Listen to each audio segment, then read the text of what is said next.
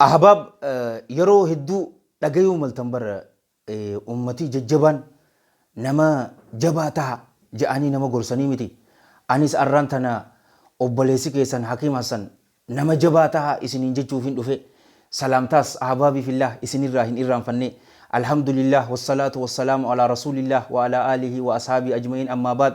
السلام عليكم ورحمة الله وبركاته Anis damsa gababa kana anga mayiti daawwadha haditha bareedaa takkaa fi taarika bareedaa tokkoon isinima nama jabaa ta'aa jechuufin isinin dhufe anisi addunyaan tun nama laafaa hin qeebaltu ni beetanii yookaan akka kubbatti isin zabbatan tanaafu nama jabaa ta'aa jechuun yeroon akkana isinin jiru nama gulbatanyaa baanan san nama tumu jechuu kiyyaa miti ahbaabi fillah jabaa ta'an akka rasuulli rabbii je'isani sallallahu alayhi wa alihi wa sallam في المتفق عليه من حديث عائشة رضي الله عنها قالت قال رسول الله صلى الله عليه وآله وسلم إنما الشديد ليس الشديد بالسرعة ليس الشديد جبان ما واهنتان بالسرعة واللان سودان نمكو في فجودان نمني توكو جبان ماتي واهنجام رسلنجي لفان نمدودان جبان ماتي واهنجام إنما الشديد جبان نما جتون الذي يملك نفسه عند الغضب إسلبو إساق أبو سني عند الغضب دلن سوبرت يرو آري يرو دلني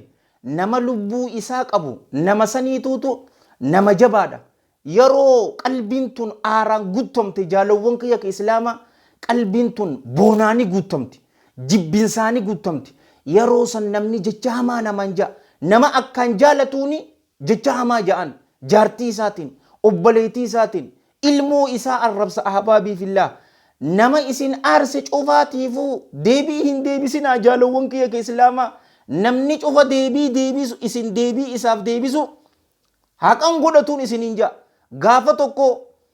gurbaa takkaatutu sahaabtichi guddaan Amr ibn al-As jedhaniin radiyallahu an sahaabaa faqiiha nama collee namaati maal ja'an sahaabticha kanaan gurbaan kuni mee jecha tokko naan je'i jeenati ani immoo kudhan godheetiin si deebisaa ja'an akka namni keenya asittuu joon agarre yoo jecha tokko naan jette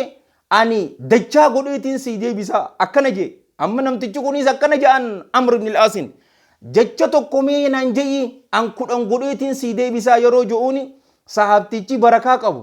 jabaan kun jaalowwan kiyya ka islaamaa radiyallahu anhu wa ardaa ati ammoo yoo jecha kudhan naan jette anta akkasiifin deebisuu jeen akkana ta'a wanni cufaatu namni isinirra dhadheerate deebii teessan haqa hin godhatuun isinin jaabar jaalowwan kiyya ka islaamaa rabbiin sammuu teenya beekumsaan qalbii teenya iimaanan qaama keenya fayyaadhaan rabbiin haa guutuun isinin jaa rabbii jechaan isin jaaladha اللهم صل وسلم وبارك على سيدنا محمد وعلى جميع المرسلين وآخر دعوانا أن الحمد لله رب العالمين والسلام عليكم ورحمة الله وبركاته